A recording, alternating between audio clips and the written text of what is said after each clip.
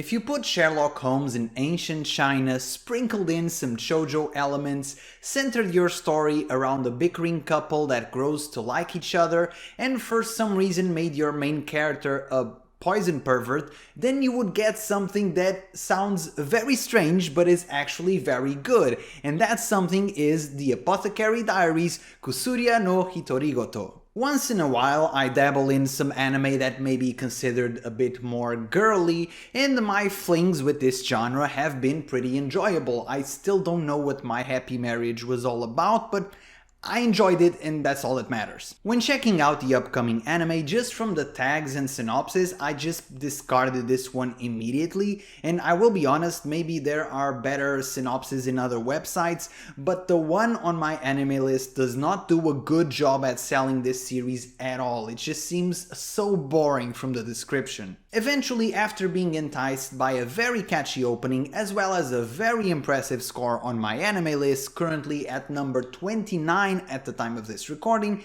I decided to check out what the fuss was all about. The first thing that immediately jumped out to me is how good the main character is. Maomao is a big reason as to why this series is so entertaining. Usually in these more shoujo-y anime, dare I say even a lot of anime unfortunately with female leads, the main character is about as bland as plain rice.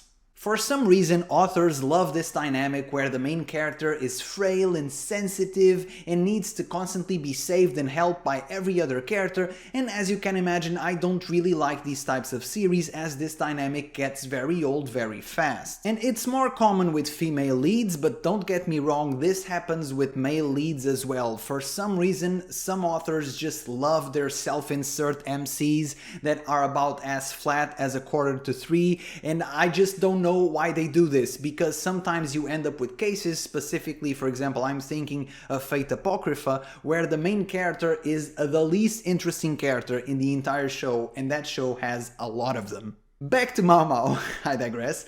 She is very aware of her peasant standing in this very intimidating world of nobility, but she is by no means a damsel in distress that is in constant need to be saved. In fact, she does a lot of the saving. She's proactive, she's curious, she's smart, she drives the story forward. I think the author manages to strike a very good balance between Maomao being an intelligent problem solver while not being a Mary Sue. Sometimes the pendulum swings way too far in the other direction and we get these female characters which are immune to any flaws because, as you know, all women are perfect.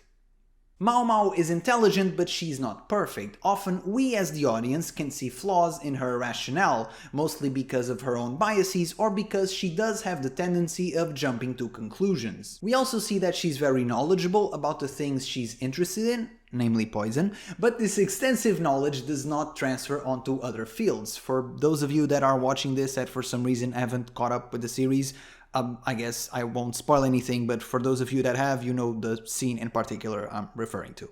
Another reason why I like Maomao so much is because she's very quirky, and that makes her fun to watch. Smart characters that are cool, calm and collected and suave and smooth definitely have their place in fiction, but I, perhaps on a personal level, connect more with the weirdos, and if you are extremely absorbed and engrossed in one single topic, then you should be a bit kooky. Maomao is a geek. A geek for poison, which is strange but works in the context of this story. When you see her infectious excitement when talking about poison or explaining things about poison, you're almost excited as well, and then you remember she's talking about poison and then you rethink your choices, but the excitement is palpable. And besides her personality, I also really like the semi-historical context that surrounds this story. This world is based off Imperial China, and as I said, she is very socially aware, and I think this plays off perfectly well when she has to balance her excitement and her more peculiar personality with constantly calculating every step and managing not to piss off the wrong people. More than an apothecary, Maomao is a survivor, and I love watching her navigate through this imperial court. I do have to say though, there are moments in this series where Maomao's actions extend credulity, but these are usually emotional moments, and we as the audience are so engrossed in the what's happening that we kind of overlook her actions, which works in context of the story, but as I said, even she is not completely perfect or impervious to any social mistakes. And she's not only a poison geek, but she also has a very real darkness inside her, and I hope that we keep exploring her character. Honestly, I'm watching perhaps way too many anime right now, but out of all the anime I'm currently watching, Maomao is my favorite main character. While Maomao is definitely the star of the show, I quite like the other characters as well. Jinshi is an excellent stirrer of the pot. He clearly likes Maomao, but he also loves teasing her and watching her struggle in the awkward situations that he puts her in. Jinshi as a character could just be bait for women because, as it's mentioned about 3 times every episode, oh my god, this guy's so beautiful and so hot. But thankfully he's actually an interesting character by himself and not just a token pretty male character for the women. Also, there is this strange, almost spy family-like dynamic where people are the dumbest towards the ones they like the most, where Maomao is seemingly oblivious that Jinshi is not who he pretends to be, even though it's obvious to the audience ever since like the first few episodes where he was introduced. But hey, a lot of it is she does not want to meddle where she doesn't belong, but a lot of it is also she just a bit oblivious because it's him and she's not interested in him, which I guess also works in context of the story. I like Jinshi, and I also like the other female characters, especially the 3 princesses, where they act as elder sisters to Maomao. They are not overly motherly, they don't tell her what to do, but they are protective of her and always cheering for her success. I also really love her father. That man is the definition of chill. Her adoptive daughter just gets kidnapped and he's like, huh, glad you're back.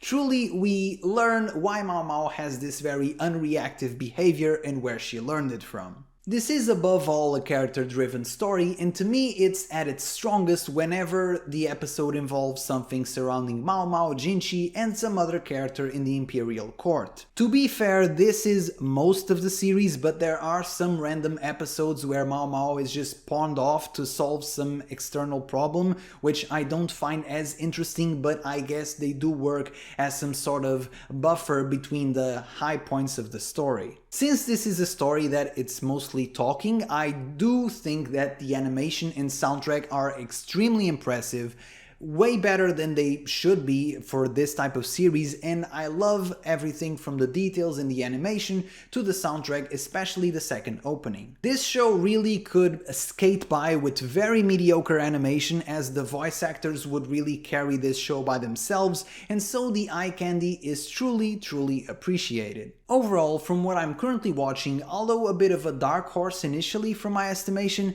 this has become one of my favorite shows to watch this season. I hope the show does well so that we can get a second season, and maybe if I find a time machine and manage to have more than 24 hours per day, I may one day read the light novels. This is not a promise, it's just a vague comment, so that maybe my day can be extended, as if by magic. And this was it for me today, folks. Be sure to leave a like and subscribe, and I'll see you guys on the next video. Ciao!